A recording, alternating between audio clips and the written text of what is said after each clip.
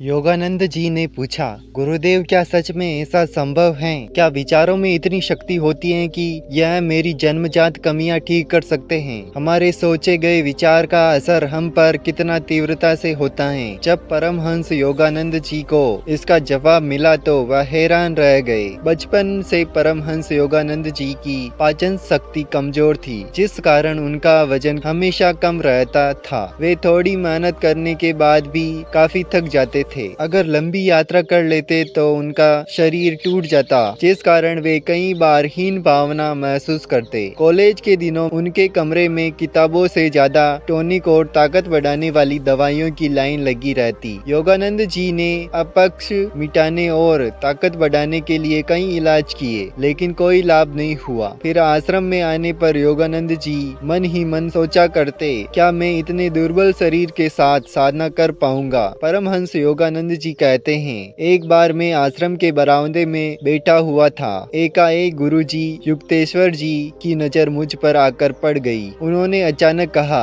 अरे मुकुंद, तुम बहुत दुबले पतले हो। योगानंद जी कहते हैं, शायद गुरुजी ने मेरे अंतर्मन के विचार और हीन भावना पढ़ ली थी। योगानंद जी कहते हैं कि गुरुजी, इस बात ने मेरी दुखती रग को छू लिया। योगानंद जी ने कहा, गुरुदेव, मुझे भी मेरी धसी हुई आंखें और दुर्बल शरीर अच्छा नहीं लगता। मैं बचपन से ही अपच का शिकार हूँ, जिस कारण मेरा शरीर कमजोर हो रहा है। औषधियों से भी कोई लाभ नहीं होता। युक्तेश्वर जी ने कहा, मुकुंद, औषधियों की एक अपनी सीमा है। तुम्हारी बीमारियां और कमजोरियों का कारण तुम खुद ही हो, क्योंकि तुमने अपनी शक्ति का प्रयोग बहुत सीमित रखा है। तुमको खुद में बीमारियां दिखती हैं। तुम अपनी कमजोरियों पर इतना भरोसा करते हो, जिस कारण तुम खुद से कमजोर और हीन भावना वाले विचार बोलते रहते हो। अगर तुम सोचने की तुम स्वस्थ हो और बलवान हो और इन शक्तिशाली विचारों को पूर्ण विश्वास से मन में रो लो तो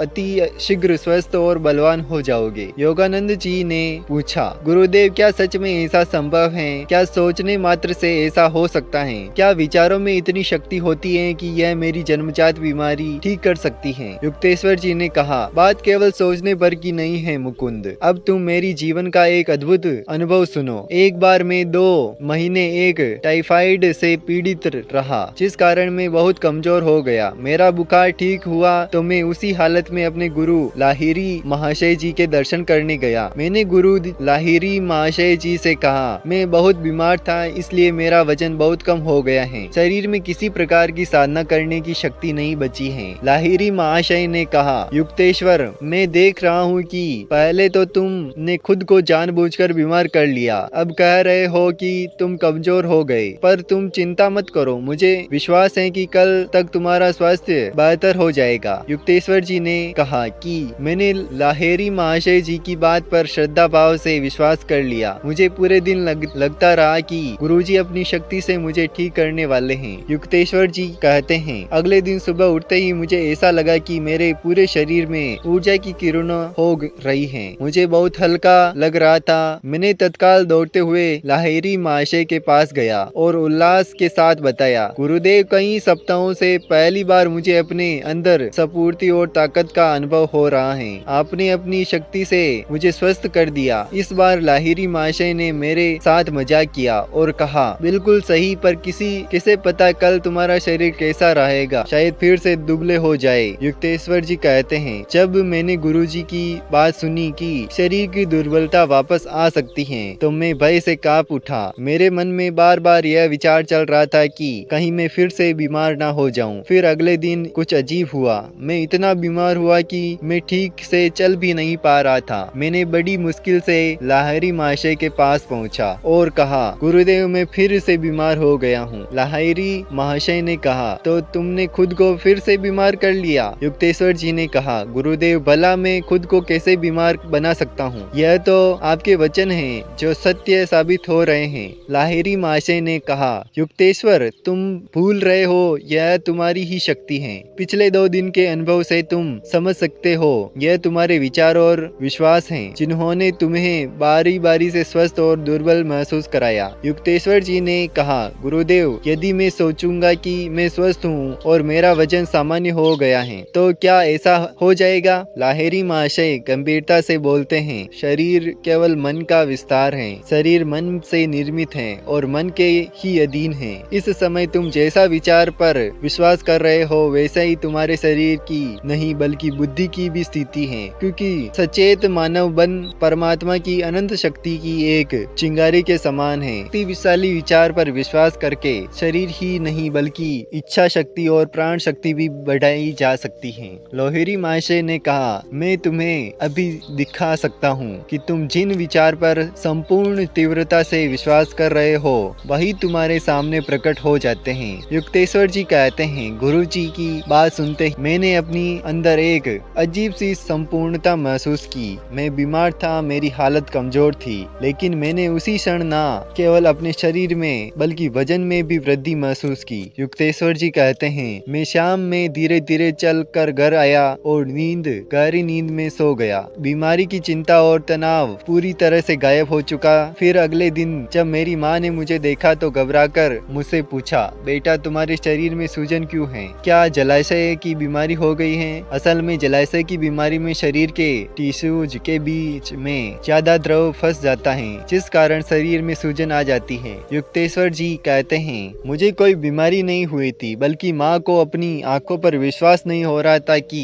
उसके बेटे का शरीर रातों रात वैसा ही सिफ्ट हष्ट पुष्ट हो गया जैसा बीमार के पहले था। युक्तेश्वर जी ने कहा, कुछ ही दिनों में मेरा वजन 22 किलो बढ़ गया।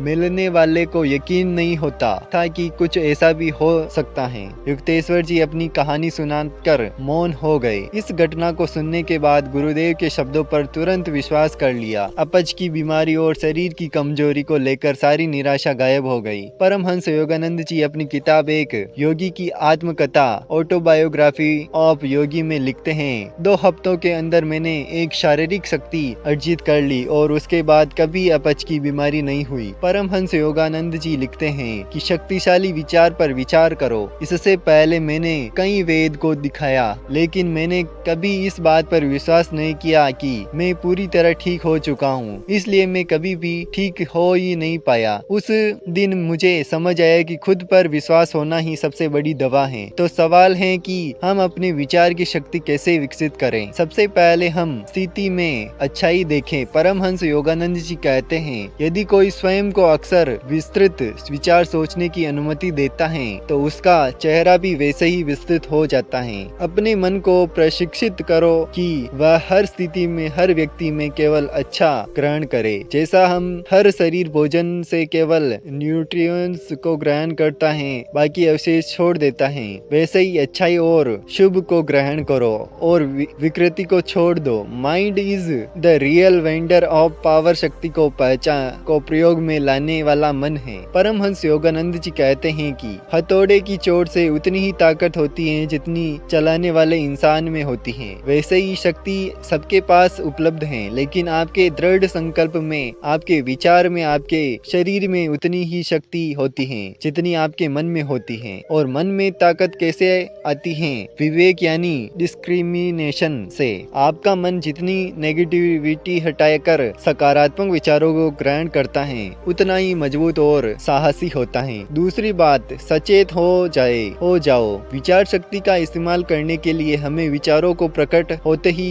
उनके प्रति सचेत होने की जरूरत होती है, ताकि हम अच्छे विचारों को बढ़ावा दे सके और दुष्ट व कमजोर करने वाले विचारों को त्याग कर सके। यह आप तभी कर सकते हैं जब आपकी चेतना का स्तर ऊपर उठेगा। इसके लिए ध्यान का अभ्यास करो ताकि बिल्कुल जजमेंट और रिएक्शन के हर अच्छे बुरे विचार को देख सको। हम ध्यान में नॉन जजमेंट का अभ्यास करते हैं, जिस कारण चेतना का स्तर उठता है, अल्टरनेस बढ़ती है और अल्टरनेस में ही हम विचारशाली विचारों का चुनाव कर सकते हैं। इसलिए विचारों की शक्ति का प्रयोग करने के लिए ध्यान अति आवश्यक है। तीसरी जरूरत है कंस्ट्रक्शन। बाहर के डिस्टर्बेंस और अंदर उठती हुई उत्कंठता से मन बार बार विचलित होता है, थकता है, कमजोर होता है और शक्तिशाली विचारों को रोक नहीं पाता। इसलिए कंसंट्रेशन की शक्ति को विकसित करो। कैसे?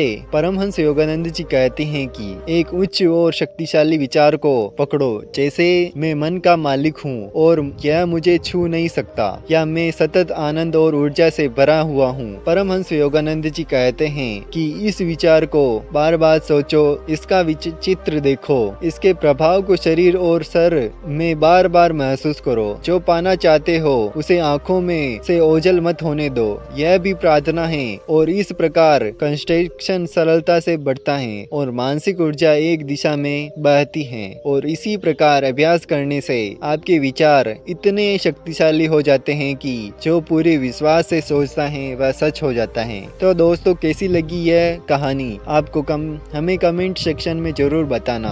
अगर आपको पसंद आई है तो कमेंट में नमो बुद्धाय जरूर लिखें और ऐसी ही कहानियों से जुड़े रहने के लिए हमारे चैनल स्टोर को सब्सक्राइब करना बिल्कुल ना भूले। तो मिलते हैं अगली कहानी के साथ, तब तक के लिए नमो बुद्धाय।